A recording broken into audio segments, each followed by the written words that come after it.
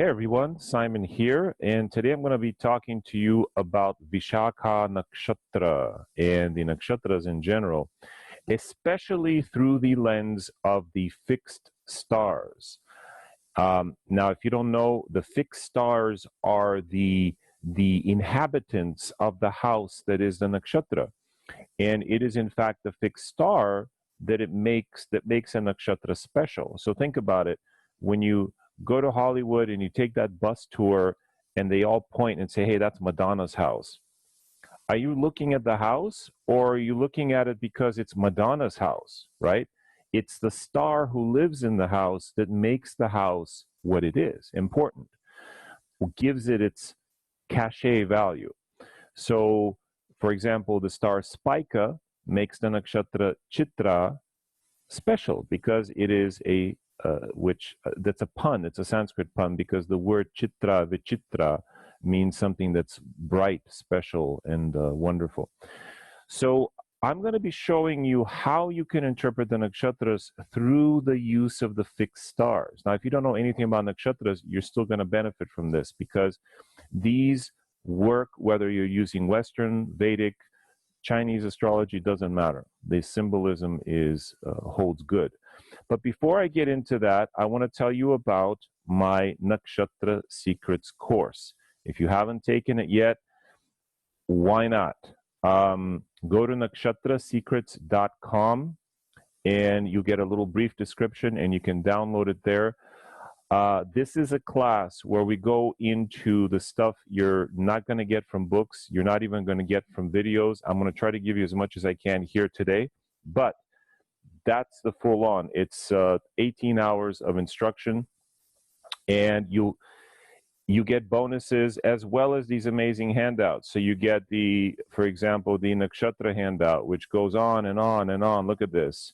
You get the Sarvartha Siddhi tables, you get the Tara Bala table, you get the description of the nakshatras, and so much more. So go to nakshatrasecrets.com. It's only $147. Download it, and you'll be ahead of the game, I hope. Okay, let's get down to Vishakha Nakshatra as seen through the lens of the fixed stars. Now, one of the best things you can do is go online to stellarium-web.org. And this site is free for everyone to use and will allow you to look at the fixed stars. And you could click, for example, I've set this for a date in 2019, a random date, and it'll give you information about them. You can even see the little satellite. Let's see what this little guy is, Starlink here, okay? I hope you're able to see this, by the way. I'm sharing my screen. Hopefully you're seeing what I'm seeing. But you know what? Even if you can't see it, the reason I'm showing it is to illustrate the point that many nakshatras have multiple fixed stars that give a twist to the meaning of that nakshatra. For example, Mrigashirsha or Mrigashira has multiple possible fixed stars. Is it Capella? Is it Meissa? What is the fixed star for Mrigashira? We'll get into that once we get to. What is the fixed star for the Ashadas? Well, the deity are the 10 Vishwadevas. So there should be 10 fixed stars. And depending on where in that nakshatra your planet is located, it's going to activate one of those deities, one of those energies. So let me give you an example with our nakshatra today, which is Vishakha. So the deity of Vishakha is Indragni. Indra and Agni together, Indragni. And Indra is Thor, right? He's the god of thunder. He's the king of the gods, right? He's the big guy. And Agni is the lord of fire. And the symbol is the triumphal archway. So this is a nakshatra associated with achievement, with losing and then getting back up again, because Indra always gets, he gets beaten down, but then he comes back. You can't defeat the guy. But there's a dark side to this nakshatra, and I'm going to point out some of my personal experience with this, both with students and with testing it in real live events. And that dark side comes out when a certain portion of the nakshatra is in play.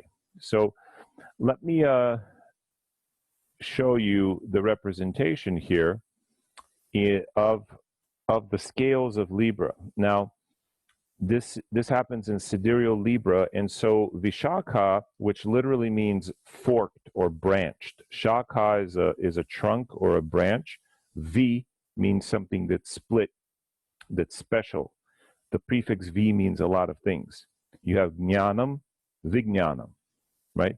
Jnana is knowledge, vijnana is science or specialized knowledge, right? Vijnana also can mean number. What is specialized knowledge? Is it spiritual knowledge, scientific?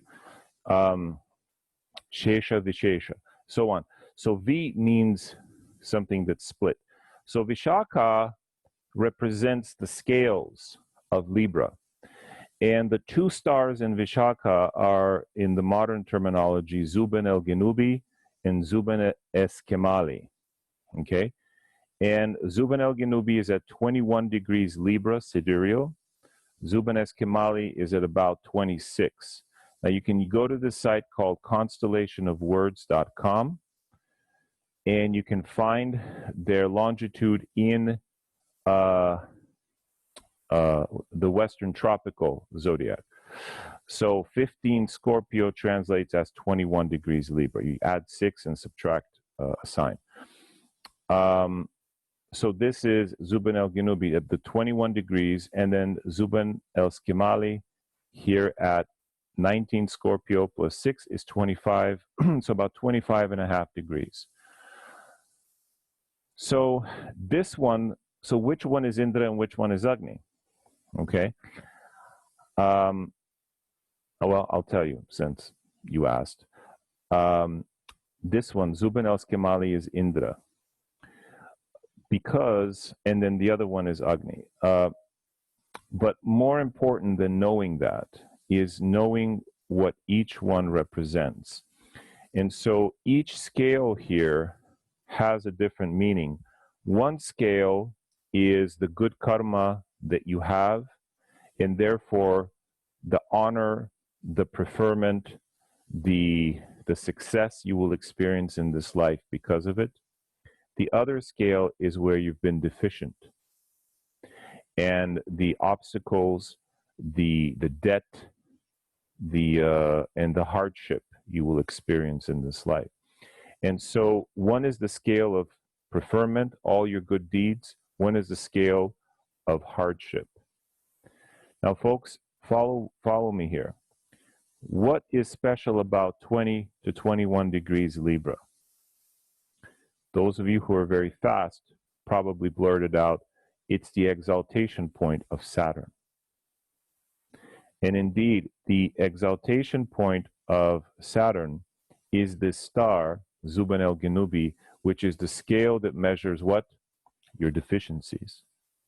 So if you have placements, your moon at 21 Libra, sidereal, remember, your sun at 21 Libra, your Venus at 20, whatever, even though your Venus would be strong in Libra on that degree, within 2 degrees on either side, 2.5 degrees on either side, max, you're going to experience the deficiency in the area related to what Venus rules.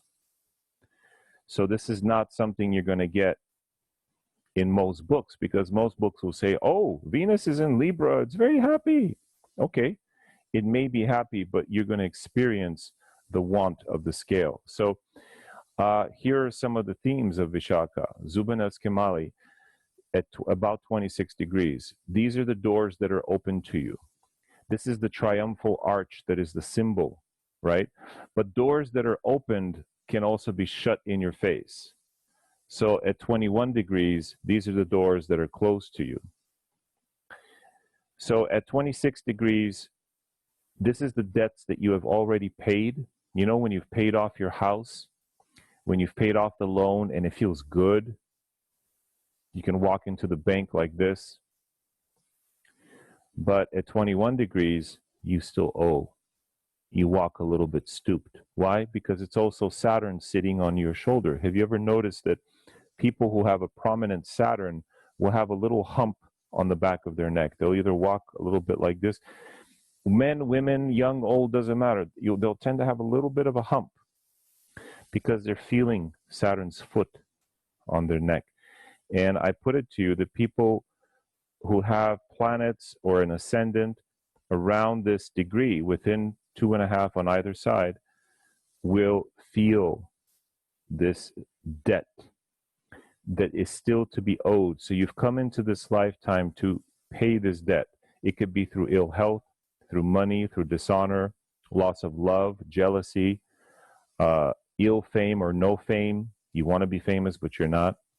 So if the sun or the moon are here, it can create poor health. The sun obviously is debilitated here, so it's not very good for health and vitality.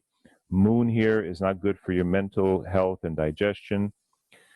And the thing is, the sun really doesn't begin to lose his debilitation until he passes through 26 degrees, which is his triumphal archway and entrance or exit out of debilitation.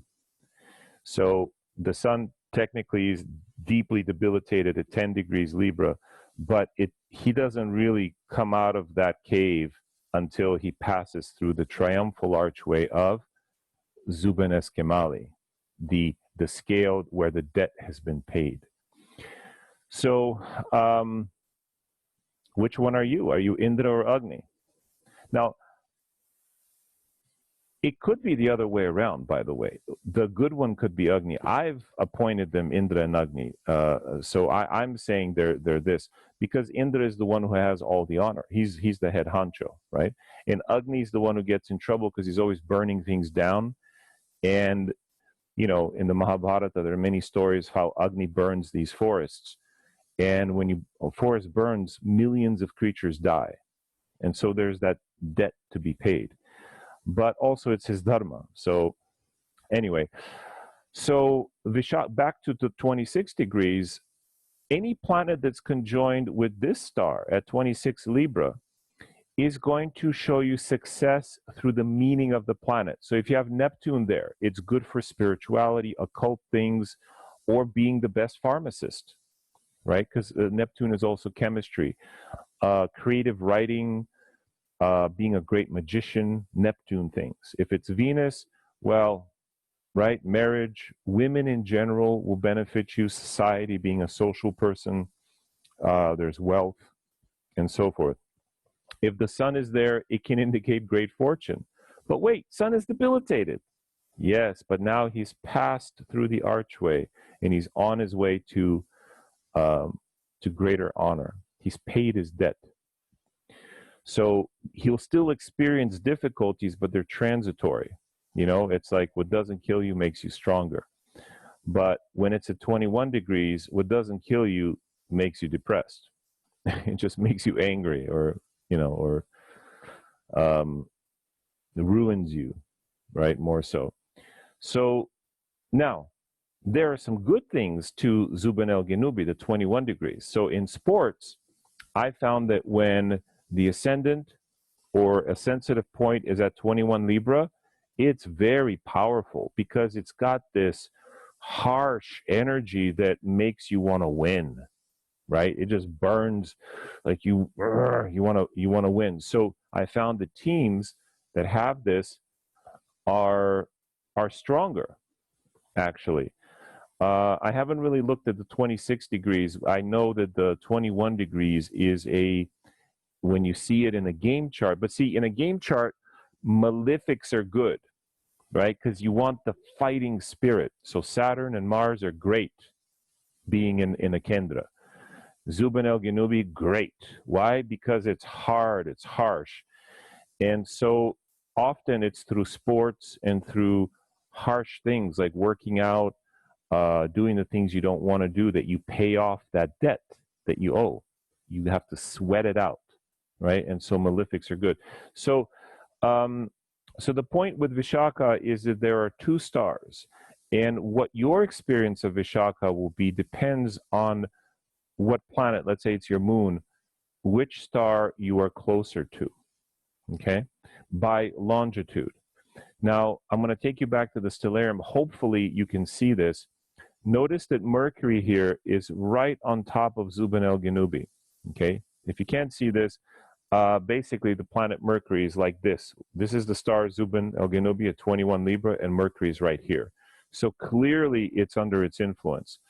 Whereas the sun is right under the star Zuben Esquimali. But notice that Zuben Esquimali has a higher declination. So no planet is going to be able to reach it, but you have to measure it by longitude. So Zuben Esquimali is here, the sun is here, but they're on the exact same degree. Okay, so you have to get used to reading this and so forth. And you know, it used to be long ago that these two stars were considered the claws of the scorpion. So Scorpio, instead of being 30 degrees, was 60 degrees.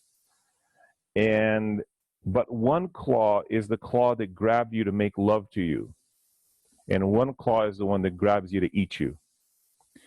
So you know which is which, right? There's a good claw, in a sense, that says, come here, I want to make love. Because Scorpio, right? It's about sex. And then the other claw is death. And so metaphorically, this nakshatra and its two stars are an extension of the scorpion. This is, you can also say, via combusta. There are a number of terms people use to describe this swath of the zodiac from Libra to Scorpio as being a dangerous, perilous place for planets. And part of the reason is the stars, the fixed stars that are in these regions. Okay? So, listen, if you have any questions, most of your questions are going to be answered by getting the Nakshatra Secrets, My Nakshatra Secrets course. Click on the link below or in this video. It'll take you to the site. It's $147 for 18 hours of instruction. And I think you'll love it. And I hope this was useful to you. And I also hope to see you in the next one. All right? Namaste, everyone.